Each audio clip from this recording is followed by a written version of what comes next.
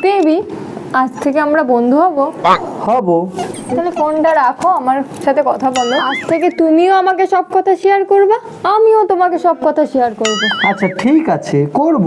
আমার সাথে বিয়ে করার আগে তুমি তাহলে সব থেকে কাকে বেশি ভালোবাসতো? রিয়া আর সুস্মিতা। রিয়ার থেকে সুস্মিতাকে একটু বেশি বেশি ভালোবাসতাম। ও, আর তুমি? আমি তো কাউকেই ভালোবাসতাম না, তোমাকেই ভালোবেসেছি, তোমাকেই বিয়ে করেছি। সত্যি? সত্যি।